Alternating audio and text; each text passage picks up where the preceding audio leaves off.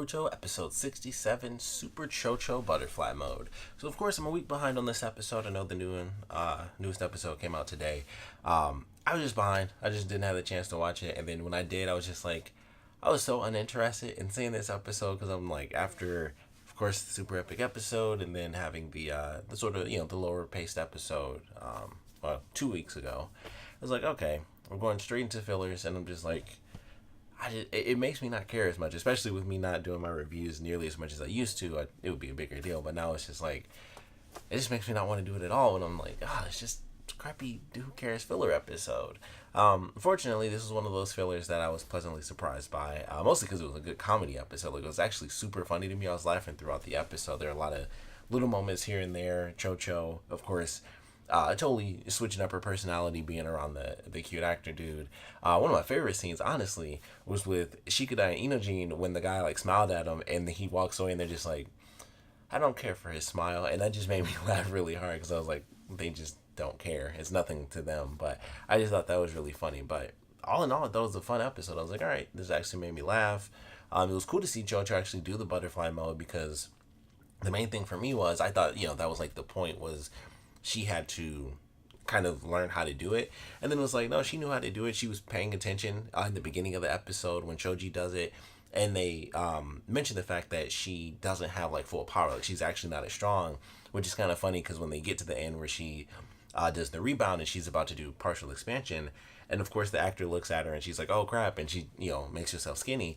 It's kind of funny because it's like that technically should have like destroyed that dude. If she actually could use the power, that would have been way stronger than her partial expansion. So it's kind of funny that was the way it played out. And Imogene like, like, get serious. And it was like, technically if she knew how to really control it, she probably would have just murdered that guy, like hitting him in the face like that. But unfortunately, she freaked out because the guy was looking, and she wants him to think that she's like super beautiful and stuff, which he does, which a lot of people mentioned this in the comments after I watched the episode. But it was like, it seemed a little creepy, with her being so young. And it's like, obviously he's like this adult guy who's like, we'll say mid-20s, general hot actor age. And so it was like, it was a little creepy. And it was like, at first it was like, okay, she's like mysterious and stuff. He's like, I'm kind of curious about her. And it was just like, okay, yeah, it's an interesting little thing. And then it was like, he wants her to do the kissing scene at the end. It's like, okay, yeah, it's getting a little creepy. Like, even though technically the age of consent, I believe, is like 14 or 15 in Japan, it's still just one of those things where it's like, technically the age of consent in the States is 16. And it's like, well, depending on your age, it doesn't really matter what the age of consent is. It's still creepy based on that gap. So it was one of those interesting little things, and technically that would be a smaller gap compared to what I'm thinking, but it's still one of those things where it's like, yeah, it seems a little creepy. Like, he's just all over her and stuff, and it's like, someone is I forgot exactly what he said, but like, someone is like attentive and beautiful as you would be like every man's dream and stuff. And that was like one of the first things he said to her after she like brought the water to him, or all the different drinks. It was just like, yeah, that's a little creepy, just a tiny bit creepy. Still no real clue as to why people actually want to kill them, but they do, actually make the attempt at the end of the episode. But yeah, not much there. It's just like, all right, they get threatened. The producer's freaking out. The woman, who's just like being a bitch pretty much the whole episode, she was like, yeah, people threaten me, I don't really care. Her scene, I definitely love when it was like, she was like, oh man, like, Boruto's team got like, we got the short end of the stick. Like, they got a great deal with the beautiful actress and stuff. And Boruto was of course hilarious in this episode. That was another great thing about it, where he freaked out because he thought Cho Cho was the actress because he didn't recognize her and thought she was super hot. So I thought that was funny. And then he was freaking out when he saw the actress and stuff.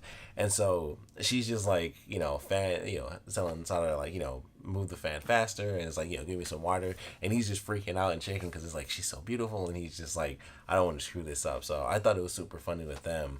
So I'm not sure where that's headed as far as like her, actually getting attacked. But so far, they face someone from, God, it had the 4 stripes. So I want to say that is the Rain Village. I'm pretty sure the village hidden in the rain, which we don't really see like ever, because no one important has ever really come from there. I mean, no offense to like the ninja of that land, but like no one in any like serious arc has ever actually come from there. Like, I think the closest is probably I can't even, Kabuto, I think may have come from like the village hidden in the mist or something like that. Like his actual village wasn't the Sound Village because it's not a real thing. So he may have come from the Village of Rain. He may have been like the one person in all of Naruto to ever actually be important and come from the village hidden in the rain. But other than that, it's always been like just random people, and that's pretty much it.